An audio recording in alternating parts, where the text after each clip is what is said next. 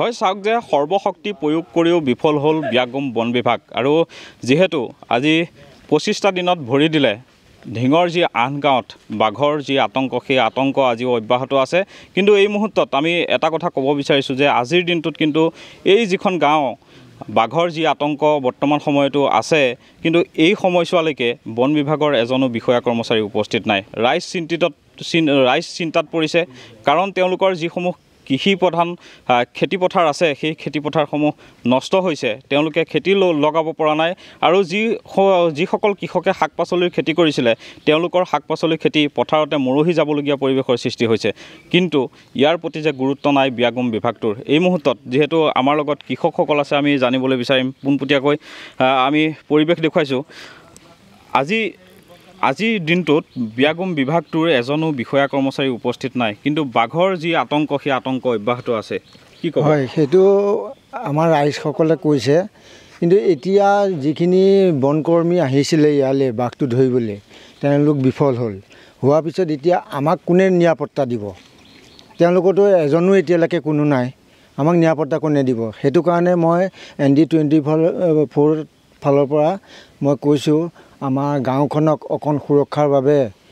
যাতে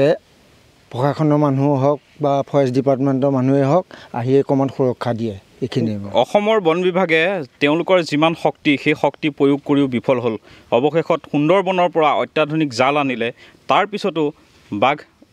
পিঞ্জৰাবদ্ধ কৰিব নোৱাৰিলে টেংকুলাইজ কৰিব নোৱাৰিলে এতিয়া সেইটো আমিনো কেনেকৈ কি ক'ম এতিয়া তেখেতলোকেতো ডিপাৰ্টমেণ্ট বহুত আহিছে 4টা 5টা ডিপাৰ্টমেণ্টৰ মানুহ আহিছে ওৰাঙৰ পৰা আহিছে মেঘালয়ৰ পৰা আহিছে আমাৰ নগাঁও আছেই আৰু বা ক'ত পৰা আহিছে সেইটো নাজানো তথাপিতো এতিয়া তেওঁলোক বিফল এতিয়া আমি কি কৰিম সেইটো ৰাইজসকলে সেইটোহে আমি চিন্তিত বিষয় সঁচাকৈ চিন্তাৰ বিষয় কাৰণ এই যিটো কৃষি প্ৰধান অঞ্চল এই অঞ্চলটোৰ প্ৰায় 90% লোকেই কিন্তু কৃষিৰ ওপৰত নিৰ্ভৰ কৰে মই আপোনাৰ ওচৰলৈ আহিছোঁ খেতিপথাৰ নষ্ট হৈছে ৰাইজৰ কি ক'ব মই দেখি আছোঁ আজি কয়েকদিন ধৰি মই 8 গাঁও আহি আছোঁ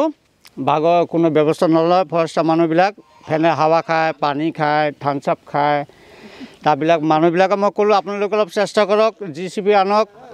হাতী আনক ঘেৰক কৰক কৰি পেলাই চেষ্টা কৰক সেইজনী ঝাপ দি যাব নোৱাৰে ঝাপ দিলেতো চেচেই কাম হাৰা গ'ল মানুহ মৰিলেতো গ'লেই আৰু এতিয়া ক'ত বচাব পাৰে সঁচাকৈ এক আতংকময় পৰিৱেশে বিৰাজ কৰিছে অন্য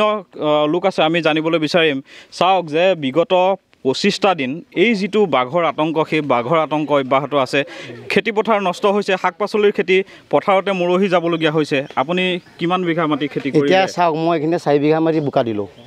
কঠীয়া তুলিলোঁ প্ৰায় 4,000 মান টকা কঠীয়া তুলি মানে কামলাখতে ল'লোঁ এতিয়া সেই ৰুবলৈকো মানুহো নাপাওঁ নাহেও আৰু 10 বিঘা মাটি মই পাত খেতি কৰিছোঁ এতিয়া মই শুকাই তেখেতে কৈছে পাতটো কাটক এতিয়া মই কামলা নাপাওঁ এতিয়া মানুহ তেওঁলোক আহিছে আহি পেলাই ৰাস্তা বদলত ঘূৰিছে ঘূৰি ফুৰি আহিছে আৰু গুচি গৈছে তেওঁলোকে চেষ্টা কৰে আৰামত ইয়াতে ধৰিব পাৰে জেগাটো বহুত ডাঙৰ এই এৰিয়া নহয় অকণমান জেগা এই জেগাটো তেওঁলোকে ৰাস্তাই আছে খালি ঘূৰি আছে কিন্তু তেওঁলোকে কিন্তু ভিতৰত সোমোৱা নাই এতিয়া ভিতৰত নোসোমালে বস্তু কেনেকৈ ধৰিব আজি দেখিছোঁ তেওঁলোকৰ কোনো এজন নাই আজিতো এতিয়া বৰ্তমান দেখিলোঁ যে এজন মানুহ মানে প্ৰশাসনৰ হওক বা ফৰেষ্ট ডিপাৰ্টমেণ্টৰ হওক কোনো এজন মানুহ ইয়াত দেখা নাইকিয়া এতিয়া আমি দা লৈ পেলাই লগতে এজন লৈ আহিছোঁ মানে কঠীয়াখিনি চালোঁ যে কঠীয়াও চেচ এতিয়া আকৌ মই কঠীয়াটো কিনিব লাগিব ৰোৱনী বিচাৰিব লাগিব এতিয়া যাৰ কাৰণে এতিয়া মোৰ আজি 10 দিনে ধৰি মোৰ ধৰক বহুত মোক লছ হৈ গ'ল এতিয়া বাঘ কোন ঠাইত আছে বাঘটো যে তেওঁলোকে মইতো জংঘলতে আছে কিন্তু আমিতো দেখাতে জংঘলটো আজিলৈকে বাঘ আৰু কোনো মানুহে আজিলৈকে চকুতে পোৱা নাই হয় তেওঁলোকে খোজহে পাইছে কিন্তু বাঘটো দেখা নাইকিয়া ইয়াতে যে আছে কোনো কনফাৰ্ম নাই তেওঁলোকে হয় কৈছে ইয়াতে আছে বুলি কাৰণ তেওঁলোকে এটা কথা কাৰণে কৈ আছে যে তেওঁলোকে বাহিৰত যাবলগীয়া হোৱা নাই মানুহৰ ঘৰত বহি চাহ খাইছে চাহজাৰ ওপৰত উঠিছে কত ধৰণৰ বস্তু হেৰি কৰি আছে তেওঁলোকে কৈ আছে যে ইয়াতে আছে কিন্তু আচলতে আমি ভাবোঁ ইয়াত নাইকিয়া ইয়াত থকাহেঁতেন কেউপিনে গৰু ছাগলী ঘূৰি আছে মানুহ আছে এটা মানুহ গৰু কোনো ঘাইল কৰা নাই সেইকাৰণে মই নাভাবোঁ যে বাঘ যে ইয়াতে আছে বুলি চাওক যে এই বিভাগটো আমি যেতিয়া বাতৰি সম্প্ৰচাৰ কৰোঁ তেতিয়া তেওঁলোকৰ গা লৰে আৰু তেওঁলোকে কয় যে আমি যি বাতৰি পৰিৱেশন কৰিছোঁ আমাৰ তথ্যভিত্তিত আমি বাতৰি সম্প্ৰচাৰ কৰা নাই বুলি তেওঁলোকে ক'ব বিচাৰে ৰাইজে অভিযোগ কৰিছে যে এতিয়ালৈকে এই স্থানত বন বিভাগৰ এজনো বিষয়া কৰ্মচাৰী নাই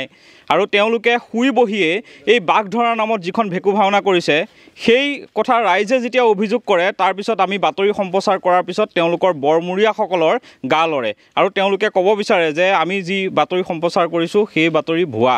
আপুনি এই দৃশ্য দেখাৰ পিছত এই যি ৰাইজে অভিযোগ উত্থাপিত কৰিছে বৰমূৰীয়াসকলে বন বিভাগৰ বৰমূৰীয়াসকলে তেওঁলোকে কি উত্তৰ দিব আজিৰ দিনটোত পুৱা ভাগৰ পৰা এই সময়ছোৱালৈকে এজনো বিষয়া কৰ্মচাৰী নাই ইফালে বাঘৰ আতংকৰ বাবে যিসকল কৃষক ক্ষতিগ্ৰস্ত হৈছে তেওঁলোকৰ ক্ষতিপূৰণ কোনে দিব বহু ধৰণৰ প্ৰশ্ন উত্থাপিত হৈছে যিটো ব্যাগম বিভাগটো বৰ্তমান সময়ত যে গেলা আৰম্ভ হৈছে ইয়াৰ পৰাই প্ৰমাণ হৈছে কাৰণ অসমৰ বন বিভাগে তেওঁলোকে সৰ্বশক্তি প্ৰয়োগ কৰিও এই যিটো বাঘ ৰঞ্জন এই মুহূৰ্তত আপোনাক আমি ধন্যবাদ জ্ঞাপন কৰিছোঁ সবিশেষ তথ্যখিনি জনোৱাৰ বাবে